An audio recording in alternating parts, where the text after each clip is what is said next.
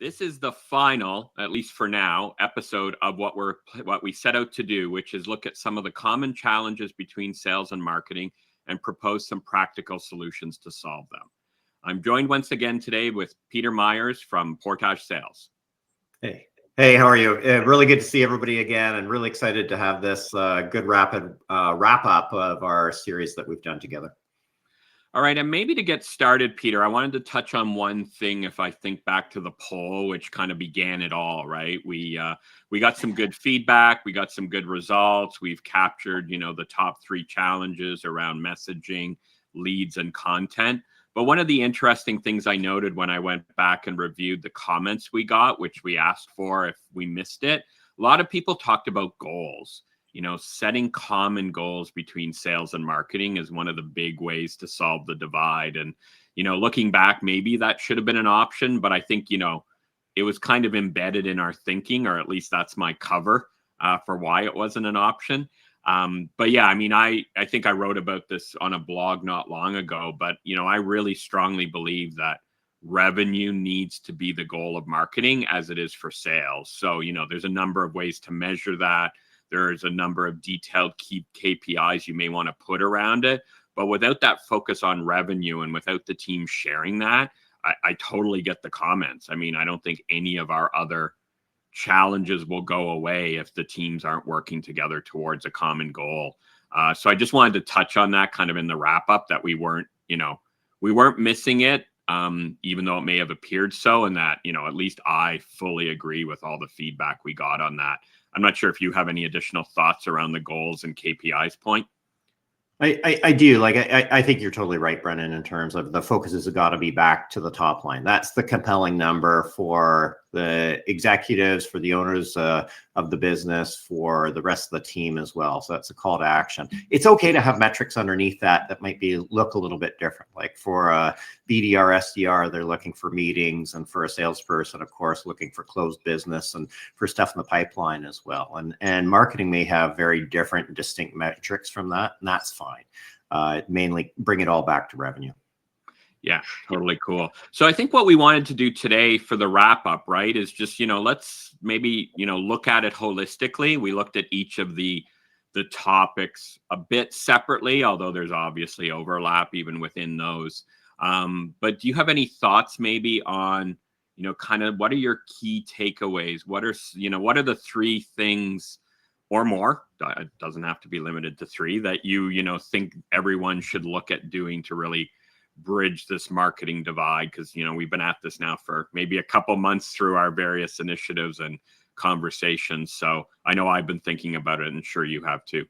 Yeah, I think of it as the way I thought about this coming into this recording, Brendan, for us today is that there's 3 main stakeholders that I think there's some key takeaway steps that really need attention. So for the leaders, is one of those stakeholders. For the drivers or champions, so whoever is really driving the process from a marketing and a sales perspective. And then really there is also accountability in the frontline team in terms of what they're accountable for. At a high level, I think leaders are accountable like everything else, but I think we lose track of this when you have player coaches out there as leaders, that the leaders are accountable to set really clear expectations of that collaboration and that syncing between sales and marketing, and also really clear goals of what needs to be accomplished. And sometimes that gets down to milestone. Good delegation really comes down to setting up great milestones and great accountability and clear expectations from that perspective.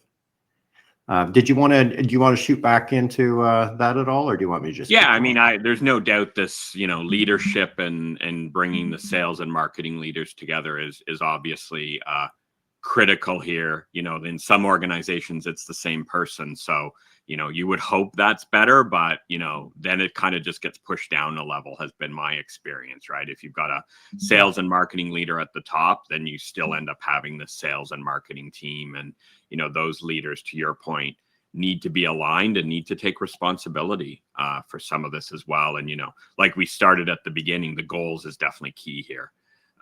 So yeah, it even circles back to some of these other elements we're going to talk about too. And I think if we think of this as a waterfall, that sales leader or sales and marketing leader together, they need to set up who are the champions. And so that brings us to the next piece, which is who's the driver on the marketing side, who's the driver on the sales side. It does not need to be the same people for all tasks across sales and marketing, but let's nail it down. Like we talked about lead management, we talked about messaging.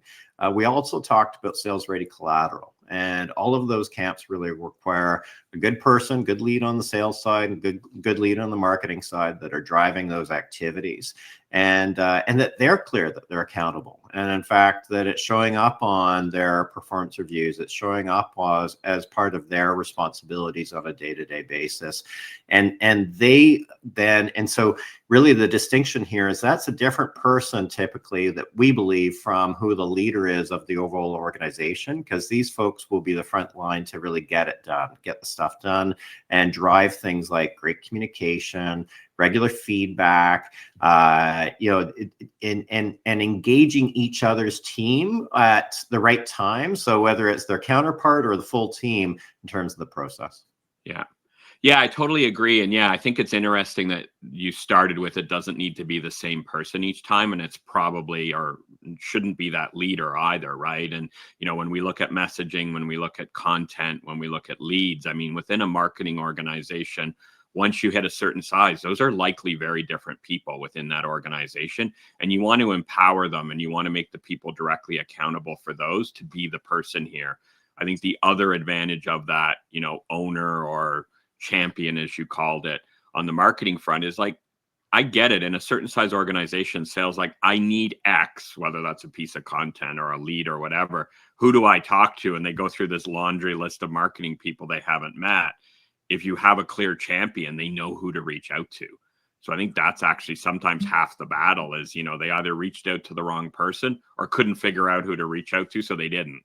The champion, if you get them involved, if they communicate regularly, there's that, quick email response with, you sent me an email last week, can I get blah, right? I mean, we got to make it easy for salespeople to reach out, to provide the feedback, to provide the ask to marketing. And I'm not sure marketing always does that. And I think the champion would go a long way there. And hey, this all communication comes down to, and really all of these types of relationships comes down to trust and clarity and having worked together. So it is a little bit more of a challenge sometimes when you're mostly remote, when everybody's not in the office every single day, and so getting those informal opportunities, going out for whatever, drink, lunch, dinner, coffee, whatever it is, and grabbing a little bit of informal time and building that relationship, boy, that pays off. And it's a good lesson for those champions, those drivers as well, to know that that's how you really work effectively with others in a larger organization. So great practice to embed in there. The last piece, of course, is the frontline teams. We can't leave them out of this. When a salesperson gets some feedback on a piece of collateral or some messaging or a value prop, a sales pitch deck, and they don't pass it on, that's a problem. That's the breakdown in communication. That's the breakdown in the value chain, because nobody gets these things right out of the gate. And so we've got to be ready for having that feedback loop that's happening, and the ability for these teams to work together as well, or at least accountability and expectation these teams work together to continue to refine and really get the right go-to-market formula going to drive leads, great messaging, great value prop, great compelling reasons for buyers to buy from us at the end of the day. And so that's where teams are accountable to fully participate in the training, fully participate and engage in feedback. Any of those enablement activities, they've got to be front and center and be a welcoming partner rather than a resistant partner. And I think marketing sometimes gets hung out to dry, frankly, because they're not getting the feedback, but still expected to get it bang on. And that's a problem. Yeah. And I mean, I do know there's, times where the marketing team is not always as receptive to the feedback as they should be. But, I think that comes back to leadership, that comes back to those champions. But, I know myself, I'd prefer to hear the feedback than, hear it later on behind my back or have something I built not be used or whatever. Right. And I think, any good marketing any good marketer feels similarly to that. So, I think that's important. And totally agree. I think the one thing I'd add to what you're saying, and it's kind of there and encompassed, but I keep coming back to this, and maybe it sounds like a naive or simplistic statement, but I think it all comes back to the fact that sales and marketing are on the same team, right? They're not competing with each other. They shouldn't be, disagreeing with each other. Well, they can disagree, but then come together and solve it. I mean, you're out there in a market, you've got competitors, you've got the challenges around awareness and visibility. I mean, you've got enough headwinds to be successful.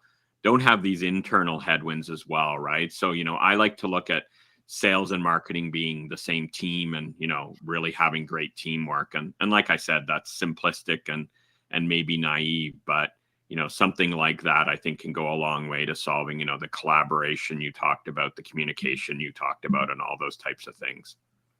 I think we talk a lot about diversity, and so we should, and it's really an exciting time to see that that's a focus, and there's a diversity of perspective that comes to the table here, and you can either look at that as a problem, or you can look at that as an opportunity. And I think coming out of this, it's like, yeah, there's some key ways that leaders, the champions, and the teams themselves can set this up. That diversity of perspectives and approach can be really a great opportunity to beat the competition. Like, stop competing with each other, nail the competition, grab some extra market share, sell some extra product, services, whatever you're really dealing it there, and take some of this. I think some great takeaways to run with it and make a difference in your business. Yeah, sounds good. Yeah. Anything else you wanted to cover off, Peter, before we maybe wrap up our at least first part of the series? No, I don't think so. I think this comes down to baby steps, and hey, there's a lot that we've covered here. Pick off one of these things. Like, I always end our enablement programs when we're working with clients that just say, just pick one baby step, one thing that you're going to implement. So that's my recommendation to everybody that's listening right now, is pick one thing that you picked up as a small nugget. It doesn't have to be huge. Implement it right away. It will make a difference. All right. Well, thank you everyone for listening. Hopefully you were able to capture, our first 3 episodes, and we thought it made sense to wrap this up. We really appreciate that. If you have any comments, any thoughts, if you need help solving this sales and marketing divide, please reach out to Peter and I. As I suggested at the start, at this point, this is our last episode, but you never know. We'll circle back. Peter and I will stay in touch. And obviously, if you present us with a new compelling challenge, we're happy to tackle it in this format or others, and give you our thoughts as well. So really appreciate your time. Hope you enjoyed it. Hope you learned some things. I'm Brendan Ziolo from Zinc Marketing, signing off. And Peter Myers from Portage Sales. It's been a pleasure. Thank you. Okay, thanks.